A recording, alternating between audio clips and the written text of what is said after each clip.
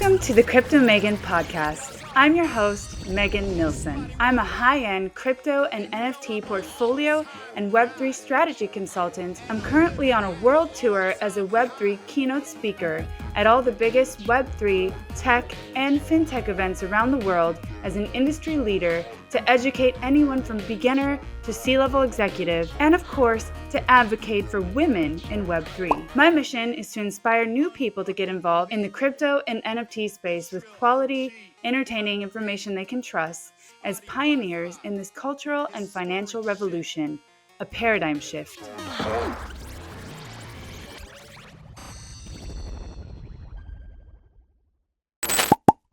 Communication in Web3 is highly fragmented and frustrating.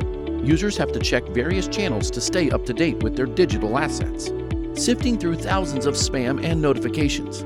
This is why we created Ethermail, the first Web3 email solution. Welcome to the Crypto Megan Show. My name is Megan Nilsson. I'm your host for today, and I am at Bitcoin Miami 2023. It is absolutely amazing. I have a very special guest for you today and a company I recently partnered with because I'm so excited about the product they're putting out. I'm here with the CEO and founder, Bobby Lee of Ballet Cold Storage Wallet. He's also a best-selling author, The Promise of Bitcoin.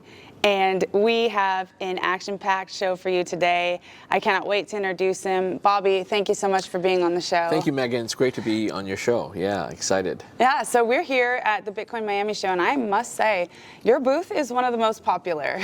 Yeah, a lot of foot traffic. Yeah, we have a very great team helping us promote and talk about our cold storage solutions. Right.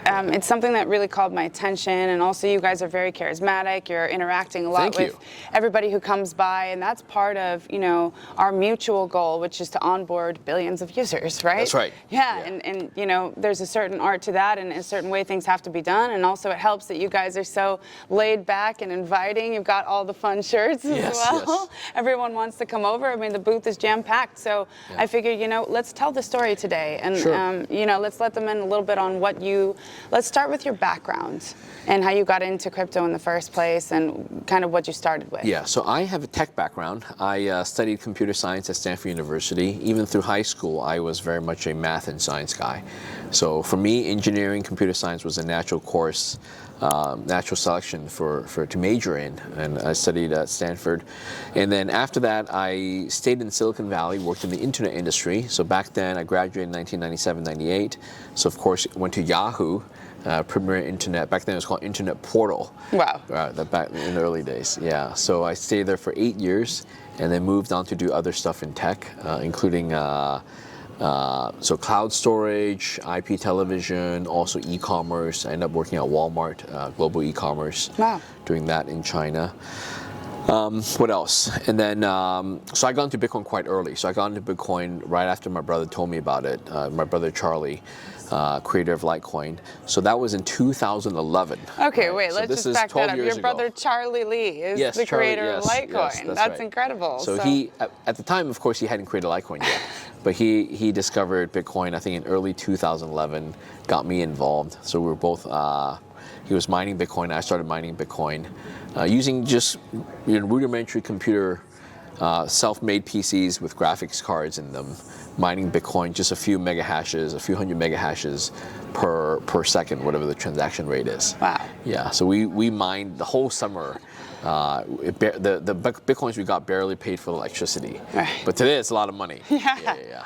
Yeah, that's incredible. You got it in your family genes, I suppose. Yeah, I guess, yeah. Some of the earliest pioneers in this movement. So that summer, 2011, I started mining Bitcoin, and then I made a promise to myself that if I was working at Walmart, so big, cushy corporate job. Right. So I promised myself if I ever did a startup, I would do it in Bitcoin. So soon enough, a year and a half later, I had the opportunity. So I left Walmart in late 2012. And then by early 2013, I decided to partner with two other guys, and we created BTC China, which was the very first Bitcoin exchange in China. Wow. So that was in 2013. I became the CEO and co-founder of the company, and 2013 was a big year, so we took the traffic all the way up, and we saw amazing growth in China. We became the world's largest exchange by trading volume at the end of that year, so surpassing even Mt. Gox. That's incredible. Wow, what a story. So there's like these inner workings of you used to work in tech. I actually just interviewed Yatsu yesterday. Oh, yeah. And he has a similar background of starting during the internet days, the dot-com era, and just being heavily involved in tech. Yes. Which led him to the career that he has now. Yeah. It's not just tech. Charlie and I, we shared a passion investing in gold coins. Okay. So I think that also played a strong role in our early acceptance of Bitcoin, because fundamentally, one of the most basic questions is, why is Bitcoin valuable? Bitcoin is not backed by anything. And that's one of the fundamental questions people ask. But I think it's a bit deceptive, because people have an assumption that for something to be valuable, it has to be backed by someone or some entity or some government. Right. And it turns out gold is a very valuable, what they call precious metal. And we all know the value of gold, but yet it's not backed by anything. Right. Right. So Charlie and I talked about this way before Bitcoin was invented. In the early 2000s, we talked about, hey, what makes gold valuable? Why is it important? Why do countries hold it? Yeah. Right? If it's not backed by countries, but why do they hold it? It's because in the end, it's an asset class that is limited in issuance and has special properties that make it very fungible and usable as money. Right. And that makes it valuable. To a certain extent. I just saw something with Mark Cuban is like, if you hold gold, you're an idiot, because... in comparison to Bitcoin now, of course, and Bitcoin so now is much we've better. evolved to here, and he's like, what are you going to do, shave off a little bit of piece of it if you need to pay somebody for something? And so gold is no longer as good as... gold is, in my opinion, not as good as Bitcoin, and like many others think that as well. Yeah. But to understand gold and now to understand Bitcoin, those are the stepping stones, if you will. Right, of course, and Bitcoin is now the portable digital property. Absolutely. Which is, very much easy to move around. And, one of the questions I get from clients a lot that they can't wrap their heads around is, there's no output. It's not like a company. What is it producing? Oh, I see. It's not producing physical good. Like, people who are trying to understand the value, who are maybe investors in stocks, they're like, there's something being produced there. Like, kind of the Buffett approach. Like, there's no production here. What would your answer be to them? Well, so Bitcoin is money. So what is the purpose of money? Money is not to produce anything. The purpose of money is actually savings. It's actually for the purpose of saving your labor for future use in a different form. Right. Let's say I work in a shoe factory. All I make is shoes, and my boss makes, he employs a bunch of employees. We make shoes. So if there weren't money, then all I would get at the end of the day is 2 or 3 pairs of shoes every day for my hard work. Right. So if you work at a chicken egg-laying farm, then all you get are eggs. Right? Can you eat as many eggs as you make a day, so to speak? Can I wear as many shoes as I make each day? Right. And then we would barter. Like, I want some eggs, you want some shoes. I want some meat, you want some vegetables. We need clothing, so we barter. Yeah. But then money came around, because the problem with barter is your eggs don't hold forever. Right. And my shoes don't hold forever. Their vegetables don't hold forever. So we want to save it so we could spend it later, whether it's for vacation or to give our children or grandchildren, whether it's education or buying a car. So the purpose of money is twofold. One is to trade for things today. The other is to save it so I could trade for things tomorrow. Right. And broadly speaking, tomorrow as in the future. And that's the purpose of money. Absolutely. So what we want is the money to hold its value over time. Over time, except for everybody says, then why is it so volatile if this is supposed to be? I'll get to that. So think about today, we send money to people. So money, when you send it to people across the world or across the town, you're giving it to each other, right? Right. But money, what if I want to send it to me, myself, in the future? That is holding through time. So if I hold money for 3 months or 3 years, I earn money, I don't pay it now, I don't spend it now, I spend it for rent or vacation at the end of the year for Christmas time, then I'm sending it to myself in 9 months or 12 months or 2 years or 5 years. So you're sending money through time and also through physical space. Right. And Bitcoin is great at that. Yeah, that's a great explanation. And the reason for the volatility is because today Bitcoin, the rest of the world still don't understand the value of Bitcoin. That's why Bitcoin has these huge price fluctuations. Well, it's a nascent technology, and I mean, it's a very small market cap. Very small. Compared to what gold may be or real estate. You look, it's just a blip on the radar right now. It's under $500 billion. Right. Right. Which is insanely small. I mean, it's small. It's very small. Real estate is what, 10? Around real estate the global real estate is over $100 trillion. Yeah. If you take all the properties Sorry, gold, 10 trillion. Gold is 10 trillion. Yeah, gold is 10. Then we got real estate that is 100 over 100, trillion. and equities market over 100 trillion. Right, and then you look at this tiny market cap of what Bitcoin is, and you understand. I like to use this, that Amazon, when it was first conceived, it corrected heavily during its first 5 to 10 years. I mean, that was like... It was very volatile, I mean, for a stock, it was insanely volatile, and that's what is nascent technology, and also the fact that there is not a lot of clarity around it, so we don't have a lot of big institutional money in it yet, despite what people may think. Yes. Despite the Michael Saylors of the world and everything else. So, you know, it's just a small group of people who are investing in this asset, and it's normal that it's volatile. Yeah, but it's become more of a store of value right now than a means of spending. So that's another thing that people don't understand. But wasn't this conceived to be, you know, a peer-to-peer transaction? It was. I think you have to have both, right? You have to have the ability to pay and spend and transact and transfer the Bitcoin. Right. Because if that process is not doable, then it'll be like assets that cannot be moved around, and that's less valuable. Right. Right. And on the other hand, it also has to be something where it can store and appreciate over time and hold its value. Right, so that's where we're seeing for the first 10, 12 years, and we're going to see it for the next 10 years, I think, is for Bitcoin to mature in its value. You know, when Charlie and I got into it, it was in the 10s or 50, I forgot exactly how many $1 million total of Bitcoin value. But today it's like $300, $400, $500 billion. And I think it's going to cross the 1 trillion. When it crosses 10 trillion, if gold stays where its price is today, then that's when Bitcoin will finally overtake the price of gold. Do you believe that'll happen soon? It will happen. It will happen, I think, in the next 5 to 8 years. Which is relatively soon. You're talking about financial standards, right? Like, I think so. I absolutely agree because in 8 years, Bitcoin, or actually in 6 years, Bitcoin turns 20, right? So it's pretty amazing. It is pretty amazing. I'm all about this, right? I've been in it quite a long time, but not quite as long as you. I remember my friend in high school told me about it. It was like 2010, and you had to buy Bitcoin on your terminal of your computer. Like, it was no easy way. And so, as we segue into the difficulties of purchasing it and storing it, and you know, as a nascent class, you know, there aren't a whole lot of technologies or ways to be able to deal with that yet. So, buying it has become a lot easier. It's still not frictionless and seamless, which is what it needs to become in order to for everybody to adopt it, or the billions to adopt it, as we say. And then storing it is even harder. It is. So the storing it, you know, my story is when I got into 2011, I mined Bitcoin, but I didn't actually buy Bitcoin. Okay. Because being the computer geek and the nerd that I am, I couldn't find a good enough of a storage solution. So I put off the buying until I found out the good storage solution. Interesting. So I wasted 2 years. I wasted 2 years of not buying it at a good price. But nonetheless, I think so. My first startup, BTC China, BTCC. So we made it much easier for people in China to buy Bitcoin. Wow. So we felt that we did a very good job with that. And for my second startup, now I'm tackling the storage side. How to basically, for storing Bitcoin, the old approach was to store it with a custodial, like an exchange. Right. So with BTC China, our customers store it with exchange. And I saw firsthand the issues and difficulties, both for the company and for the consumers, in terms of storing it on an exchange platform. So that's why after selling the company in 2018, this time with Ballet, I dedicated myself to do a company that's completely about self-custody.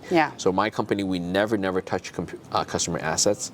We really want to empower the individual, whether it's 1 million, 10 million, 100 million people, to self-custody their crypto. At scale. Bitcoin at scale. Right. And make it really easy for them to self-custody, and that's the Ballet solution. This is the Real Series card that we have here. Oh, yeah, and we're going to get into that right now, but before we do, you know, the exchanges are what people feel comfortable with, and it's easy for them. I consult for a lot of high net worth people, and even them, they're saying to me, but can I just store it on the exchange? Nothing's happened. This was pre-FTX. Oh, yeah. Nothing's happened, nothing's going to happen. But I mean, they have such short-term memory. Things happen since MT Gox. Exactly, you know, no, but they weren't around then. They're new. And there's so many, every wave there's new people coming. Nothing's happened. Yeah, and so I'm looking at him and I'm like, so this has happened across, you know, several bigger clients of mine. A lot of clients, and I'm just gonna leave it there. It's fine. And then I said, well, what if something happens to exchange and what do you do? Nothing's happening. They're too big. They've been around for years. It's all these kind of things. And I said, no, but that's not the idea of this. Not even complacency, just like it feels comfortable and safe to them too. Yeah. It feels safe to them because they are not managing it and therefore they can't mess it up. So then I said, no. They don't appreciate the complexities. Yes, because absolutely. by not managing it, they don't really see the risks. And I tried to explain to them, it's just a piece of paper. It's a paper note. It's an IOU. If you have your crypto on an exchange, and we need to get that off, and but it's then the next step of, oh my God, it's very overwhelming to people. It is. So yeah, actually, and several of my clients have told me that I have very different views of security. You know, like that I'm too concerned with the security of this, and I think it's twofold. I think that they can't imagine how this could evolve over the years and how valuable it could become, and B, just the complexity of things do happen all the time, and we do see this. There are things that are unfolding all of the time that you say, hey, look, we should have stuck to the principles, which is not your keys, not your crypto, right? So even Celsius, I remember last show, I politely told them that I could never put my clients, help them to get their money on there, because we need to control our money. And if you had your money in Celsius, if something happens to them, they go down. And in fact, they did. 3 months after we discussed it, and I told them I can't do that. So this is back to the principles. It's back to the principles of controlling your own money. That's what this was designed to be, not just another bank within the crypto world, right? So we were talking about this earlier, you and I, about non-custodial solutions. Self-custody solutions. Self-custody, and so cold storage is what I use, and I've been using. We discussed Ledger a lot, and Ledger is a wonderful product, but it's very complicated for most people. It is. I use it myself, Ledger. Right. And I have 2 degrees in computer science, and I've been in tech all my life, so I can figure out how to use a Ledger. Right. I know how to set it up. I know how to do backup seeds properly, and I know how to install the mini programs on it and pair it with my computer program, computer software, and plug in the cables and do all that, and also memorize the passcode, right? That's next level. I mean, that's a lot of words. But it's not suited for the mass market. Right. And that's why even recently Ledger just announced a recovery service, which has been very controversial. Very controversial within the people like us, who I've been very deep into crypto a long time, and I use Ledger as well, and so I've got my whole security protocols, and I'm fine with it. But when I try to walk clients through this, it's hard to be at scale that way, and they're afraid of messing it up, and in fact, oftentimes they do, and there's nothing we can do about it. Sometimes they don't even know about it until it's too late. Right. They mess it up during the setup stage, or they mess it up later, but they don't know about it until the day they say, oh my gosh, let me go to the backup, and then the backup doesn't work. I used to work at EMC, a data storage company. Now it's acquired by Dell. And one of the key tenets back there, it's about data backup and all that, data storage and backup. One of the key insights there is that they say a backup, when you do a computer backup of your hard drive, your computer, whatever, server center, the backup is actually not valid until you've restored from it, until you've tested the backup. Interesting. So let's say you spend days or hours backing up data. Right? It's actually not done until you pull the data all out again and check to see if it was there. And how many times do you do that? No one does that. That's the thing. Unless you're an enterprise, unless you know about this principle, no one does that. They just back up something, and they think it's safe. And the reality is, it could be safe, or it could be faulty, right, where the backup screwed up.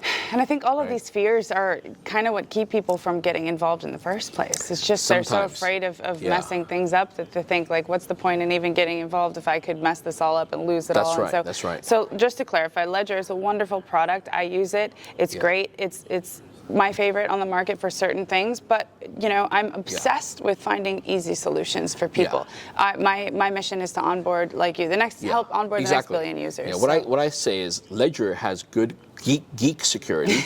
If you're a geek, you're a nerd, it has good nerd security, has good geek security, but doesn't have good usable security. Usable security is where it actually can be usable for the common person, because if the common person does not have that knowledge and the capability, they can't use it well. They can't have the high security. It's like if you and I, motorcycles are faster than cars, right? Motorcycles. But if you and I don't know how to ride a motorcycle, we can barely get that moving past the speed of a bicycle. Right. Right. So for us, maybe we can ride a bicycle faster than a motorcycle because we don't know how to operate a motorcycle. Yeah. So it's about usable security. And you could say, okay, well, they could just sit down and learn, or get somebody like me or you to help them out and learn. Yeah. But then they don't have the kind of motivation or desire to even go that far, because that's, it's overwhelming, and they just say right away, okay, fine, not for me. So you've developed a product that is kind of conducive of new people to be able to do this easily and seamlessly. Yeah, exactly. So the story started in 2018. After I sold the company, at that time I took a year off. I wasn't sure what I was going to do next, or retire, or stay in the crypto industry. But one episode where I purchased about 12 different ledger devices, and I gave it as gifts to my colleagues. And I said, hey, this is a great device. I use it. You guys should all use cold storage, blah, blah, blah. And I thought that they would all be able to figure it out. It turns out that was not the case. It was a wrong assumption.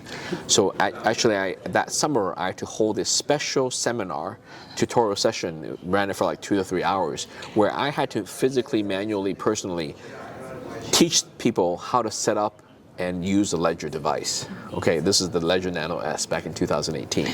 And from that episode, I realized, wait a minute, even though crypto had been around for 8-9 years, and I've been in crypto at that time for 7 years, I realized my mission is not done, because there's so many people out there for the next 100 million, the next 1 billion.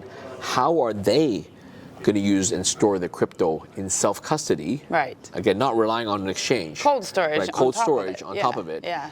How are they going to do cold storage and self-custody if the state of the art is a device that's so hard to use and so hard to set up? Right. Yeah. So that's why I decided to create Ballet. Our mission was to create a cold storage, has to be self-custody, has to be cold storage, where people can easily use it. And the amazing thing about Ballet is there's no setup. Right. You get this, you buy this, and then it's ready to use. There's no need to back up anything. This card is the bearer asset, physical bearer asset. So whatever you load Bitcoin on here becomes a gold bar. So if you load $1,000 or $10,000 worth of crypto, and by the way, we support multiple currencies, over 1,000 different currencies and NFTs, this becomes a physical bearer asset. So it becomes a gold bar worth $10,000 or $100,000, or even just a few $100s. Only much more portable than that much gold, right? Exactly. And much easier to maneuver. And the social contract is don't lose it. Right. If you want a solution where you can lose it willy-nilly with good backup, then don't use this. Right. So you this have is choice. an alternative. You have your choice. Exactly. This is an alternative in the market for people who feel that they want to. I'll get into this story because actually I brought my mom to the show, and she bought one of your cards, and this is my kind of test when I'm like, if your mom can use it, right? Yeah. And what happened? Tell me. She loved it, and she's just like, wow, I can touch. She wants something she can touch. Yeah, you can touch it. You can feel. I mean, this is like like an Amex Gold card kind of feel. Yes. It's very cool, and so she bought one of these, and she was really happy about it, and thought, wow, I got my souvenir, loaded it with Bitcoin, it's preloaded, and so this is amazing. And just before we get back into this, I also did the same thing you did. I got my family ledgers for Christmas. And my idea was I wanted to load crypto on it for them and be like, hey guys, you got your cold storage. This is great. Yeah, super safe. Right? Super safe, And I ended up having to do all of the setups. All the setup, the load, and 24 words. I loaded it. I had to get their words down, which is, I don't want to know people. It's my family, so it was just a test run and stuff. But I realized, I love this wallet, but how am I going to do this for these hundreds of millions of people? And where are they going to store the 24 words? Yeah, exactly. A lot of my friends put the 24 words in the same box it came in, and the Ledger device all together. I'm like, if you're going to do that, then might as well not get the Ledger. And then there's like, well, then some people talk about, let's store half the words in somewhere else in another country, half the words here, and it's a lot of stuff. It's a nightmare. It's for the average user, it's difficult. And so now they've come out with their new solution. But so this is a different solution where you get a physical good and you understand, like it's intuitive to most people, because sometimes they tell me, but what if I lose my ledger? And I have to tell them, well, that doesn't really matter. It's not about the ledger. It's about your words. And they still don't get it. So people understand a physical thing. Exactly. So that's the social contract. I realized in 2018, before we started this, is that the reason I wanted to do this company is I realized that for most people, what people hate is when they have a wallet, whether it's on a phone, a mobile wallet on a phone, or a hardware wallet, electronic wallet like a Ledger, Trezor, or whatnot. What they would hate is if they still have it, yet they wake up the next morning, they find out that the account has been hacked. Oh, interesting. And all the funds are gone. Interesting. Wouldn't you hate that? Right. Electronically hacked. So you're like, wait, this is in my possession. But everything's gone. right? You feel totally let down. Yeah. Right. But on the other hand, if you say your money's there, $1,000, don't lose it, and they say, okay, I got it, don't lose it, and then they leave it on the kitchen counter, it got stolen. Well, they know they're at fault. Right. It's like leaving cash on the kitchen counter. What do you expect? Right. Or leaving right, cash right. on your bed in the hotel room. What do you expect? Right. Right. So as long as you keep it safe, whether it's a home safe or or a bank safe, or you dig a hole in your backyard, or you hide it in your However bed it may mattress, be. however you want to hide it safely, then as long as you don't lose it, you won't lose a crypto. That's a Right. promise we give to our users, right? Yeah, and it's much easier for the 1 billion people to understand that, and they can do it. Yes. It's a usable security. And I've seen how much traction it's had by people who have been stopping by of all generations, by the way. I've seen young people, older people, and they love it, and they're very intrigued by it. And so I think it's a really great solution for multiple generations who want to get in and do this on their own. But so let's stop there for a minute and go back to, okay, so we've understood that keeping your crypto on an exchange is basically at the mercy of the exchange, and it's an IOU. Yeah, so and there's two risks on that. I want to just point out. Exchanges can go down, like Mt. Gox, like most recent FTX, Right. and there'll be more, by the way. There'll be more exchange blowups. Absolutely. Okay, so exchanges themselves can go down, and secondly is even if the exchange doesn't go down, let's say Coinbase, it hasn't gone down, Right. But the reality is your account can get hacked. So plenty of people have had their Coinbase accounts get hacked, even though Coinbase, the institution, is a publicly listed company. It's very well and functioning. Right. So you have two risk factors. People don't realize that. People think about the number one, but they don't think about number two. Yeah. Your account can get hacked. It's always the weakest link. Yeah, and many people don't even have two-factor notification. They Yep, just that's have the right. most simple, That's right. login. So that's one issue. And then let's take it the next step to hot storage. Yeah, so hot let's storage, hot describe the wallets. difference between hot and cold storage. Hot storage would be a wallet software that you run on your phone or on your PC laptop. Right.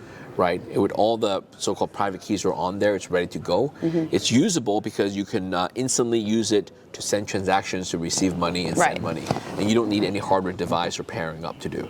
And I think those are great for small amount of funds. Small it's no amounts. different than what the cash or credit cards I carry in my regular wallet when I go Right. buy something, small amounts. But certainly I wouldn't put my own net worth on my bank card or in cash in my wallet, right? Yeah, that's a great analogy because, Yeah. I use hot wallets for certain things, and Yeah. they're simple, they're easy, we just get it done.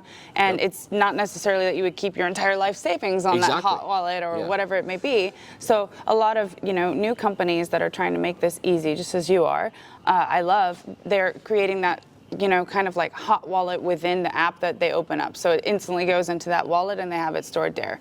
And that's great for people being able to open up accounts and things, but then what do you do after that? Yeah. Right? Where do you store it long term? Where do you have your actual more funds, the bigger funds that you want to keep safe? Yeah. So that's where Ballet comes in handy. So Ballet, our solution is cold storage. It's a metal card Very made of cool. stainless steel, and this one's actually 24 karat gold. Wow. So I tell people this: you can actually almost all the human senses, right? Do you know about our special feature?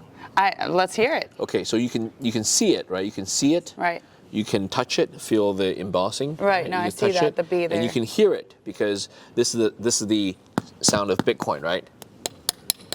This is the sound of Bitcoin. It's a metal card, and 24 karat gold plate, 24 karat gold, real Wow. gold. Okay. That's So if cool. you carry this in your wallet, it's probably the only actual gold card. Right. All the other credit real card gold cards is just made of plastic. Wow, Amex. Right? You This got to get is- on even your the game. Amex, it's not gold. No, This is no. 24 karat gold. It sounds like gold, but it's not, right? Yeah, this is actually 24 karat gold, okay? That's cool, So that's this is cool. actual gold card. So it's And playing then- on all the human emotions Yeah, that exactly. you say, And then like the clout, Yeah. status. So you can't taste it, but you can smell it. So if you scratch with your fingernail gently, it's like scratch and sniff, right? Right. If you scratch gently the QR code and go ahead and smell it.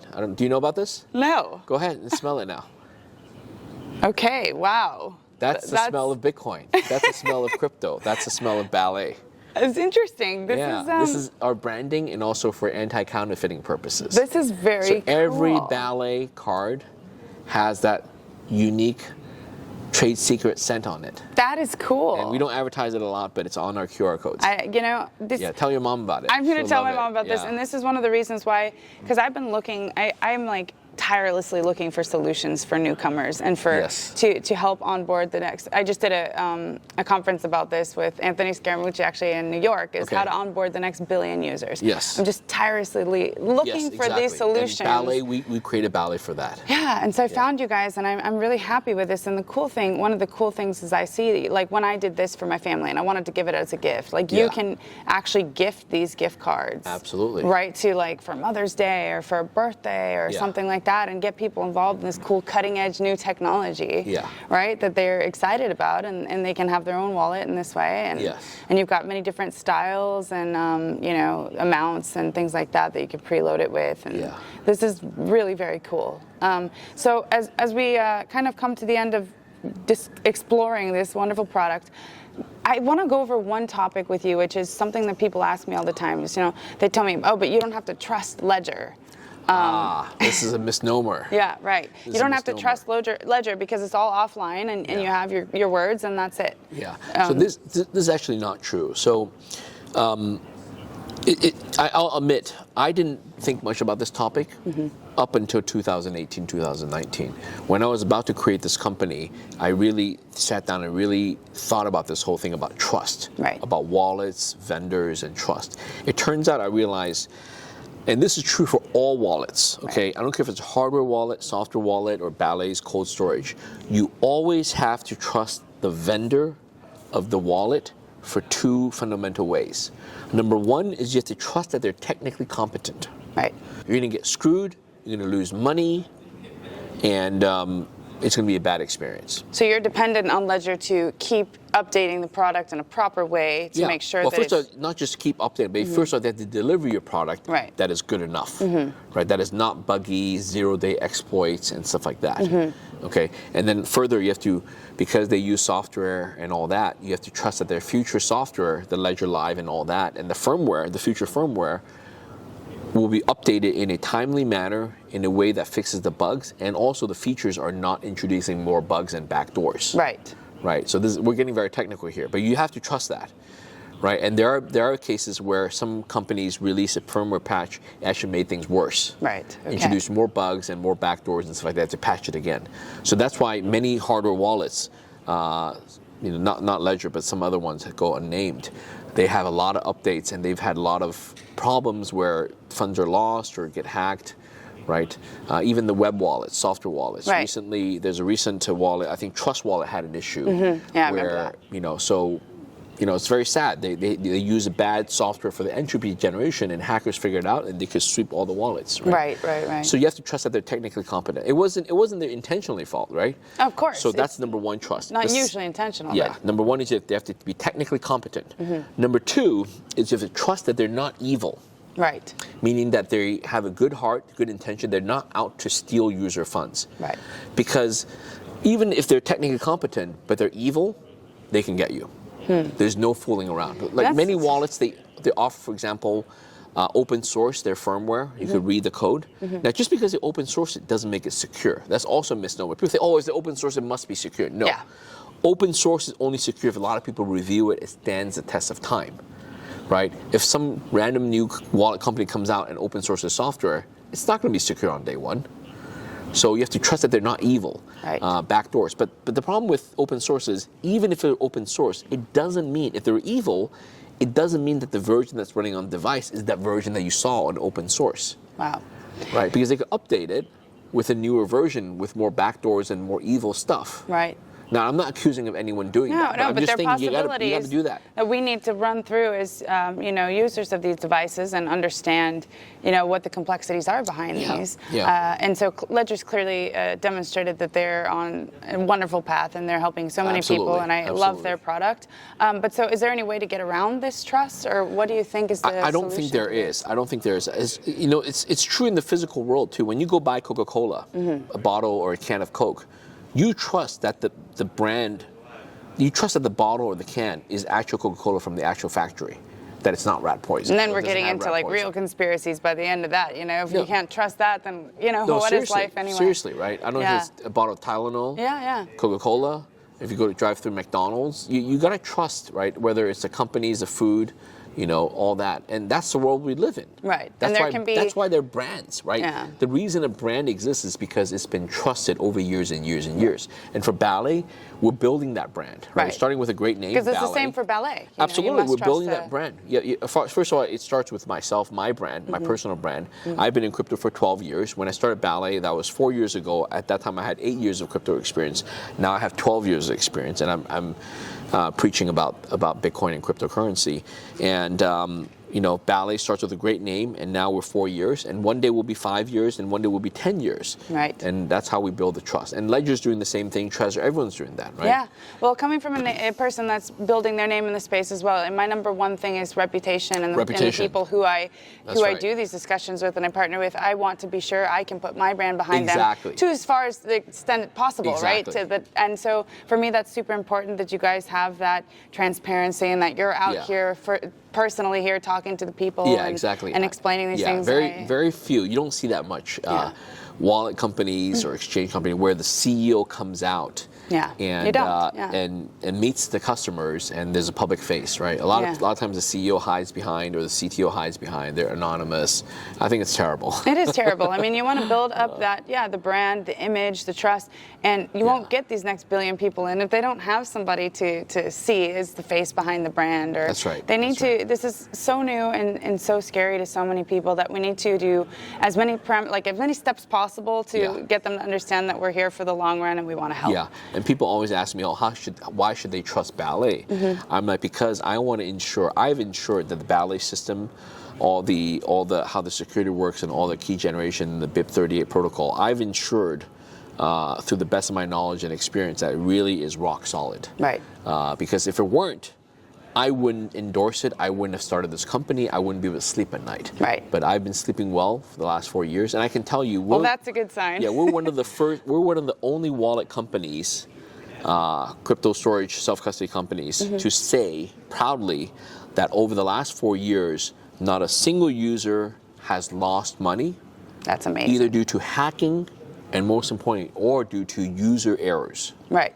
Right? A lot of times you might have because hacking actually is not a big percentage of loss. It's not. It's phishing. It's phishing. It's human error. It's human errors. Yeah. It's human I've always either said that. making errors due to phishing, or humans making errors due to their own missteps. Or they're impulsive, playing on that sense of urgency. Yes, I mean, exactly. That's where the hacking comes from. I always say this too. It's not actually hacking that's happening. It's human more, errors. people just making mistakes. And we've lowered the bar to the security to make it truly usable. So as long as you keep this safe in cold storage and don't lose it, you will not get hacked and you will not lose money. Right. Right, and I'm very proud of that. And I don't think any wallet company can come out and say that, right? No, that's there's incredible. so many recent companies that have had issues, people losing money and all that. Yeah, the only case where you can lose money is if you lose a card. Right. Or if and you're making that apparent. This is a different we way. tell people straight up, don't lose a card, or to use it to spend money. Once you put money in here, crypto in here, how do you get it out? Right. You have to peel the sticker, the top part, and there's a yellow sticker underneath with a different QR code. And if you scratch off this bottom strip, and you'll have numbers and letters underneath here. Okay. So the two pieces of information: what's below the sticker and what's underneath this QR code. What's underneath the QR code and what's below the scratch off. Those are the two critical pieces of information. What we call the private key entropy. Okay. Don't abuse that, don't lose that. So if you've peeled it and scratched it off, don't take a photo of it, share it. Right. Don't let anyone else see it. Okay. So certain security because measures. at that point, we cannot guarantee the security. Okay. So as long as you don't open it, as long as you don't lose it, you will not get your crypto lost. And that is the guarantee we give. That's amazing. That's a ballet assurance. Yeah. And you see, it's all about finding the solution that's right for you. You can diversify across many different wallets. You can have that sense of, security in your own wallet storage and your own strategy. But I think, this is an excellent wallet to add to the collection and to add to the diversification, and for the people that want this kind of solution, this for me is one of the number ones. I mean, this is incredible. And for a few $100s, this is perfect. For a few thousand, you can choose to use this or not. Yeah. And if you have millions, by then you shouldn't just use Ledger. You should, Ledger or Ballet or whatever. You should use different products, right? Yeah, like a diversification. A combination of several things. Exactly. Right? Yeah. Millions of dollars. Yeah. So I just am so glad that we got to talk today. There's a lot of really cool plans in the works. I know I'm going to be making my own ballet cards with the company to distribute. I'm super excited about that. Yes. And you know, even plans for possibly going to El Salvador. Great. Yes, because I have had amazing, some yeah. relationships there. We met the ambassador last year here, and so I see, as we discussed a little bit with part of the team, that there was a certain percentage of people that didn't download the wallets in El Salvador because it was too complicated. Yeah. So we thought that maybe this would be an interesting solution there for maybe the older generations that it's more difficult they can for. hold crypto, code their own Bitcoin in their hands. Yeah. So many countries across the world can use this. I'm super excited to see the evolution and you know, the trajectory of your guys' journey. It's been really cool already, and I'm so glad that we got to talk today. And thank you so much for being on. Thank you, Megan. Thanks. And so, before we go, what can we expect from you? And you just wrote your book, Yes. The Promise of Bitcoin. What's next for you in the evolution of your career now? So I'm a big Bitcoin fan. Some people call me a Bitcoin maximalist, and I don't shy away from that. So this year, Ballet is starting to sell physical Bitcoin. Oh. So Bitcoin so we're selling the cards, still metal cards, same Ballet technology, same awesome secure Ballet technology with a two-factor private key entropy. Right. But now it's denominated. So instead of a generic wallet that stores multiple currencies and NFTs, we have one specifically that's called pure Bitcoin. Right. It would have the Bitcoin logo. It will also say the denomination. We have it in 0.1 Bitcoin, 0.025, 0.01, and 0.005, and we have in plastic cards as well. So we will sell them loaded with Bitcoin, and unfortunately it's not available to the whole world yet. We're starting with the US, and it's available in about over 24 states. We're initially piloting this, and then over time, as we get more licenses to sell this across different states with money transmitter licenses, then we'll sell to more customers in the US. So that's now, a cool, for the first time, people can buy Bitcoin directly from Ballet. Go to bitcoin.ballet.com. Okay. You see, think about it. Now, what do you tell people? They say, I want to buy Bitcoin, I'm interested. They have to go to an exchange. Right. And they have to do a registration, KYC. They have to buy the Bitcoin, place an order through the order book, and then they have to then wait a few days and then withdraw the Bitcoin onto they have to buy a separate wallet to withdraw the Bitcoin onto it, right? For self-custody. Now, with Ballet, you can just go to bitcoin.ballet.com, just place the order, buy it, and then it gets shipped to you, and you're done. Wow, it's like buying a gold coin. That's really cool. Right? And it could be simple. like a great gift idea, right? Yes, exactly. Like this is what I see as, okay, let's get our families involved and give them a cool memento with something already loaded with Bitcoin, and that's really cool. That solves the problem of, you know, my Christmas where I had to load up all their ledgers, and I really like that. That's very cool. Yeah. So we're doing that now, and it's off to a great start. Very cool. Yeah. Well, Bobby Lee, it's been great to have you on the show today. Thank you so much for coming by, and I look forward to the future of Ballet. Yeah, excellent. We're looking forward to the next 1 billion users. Yes.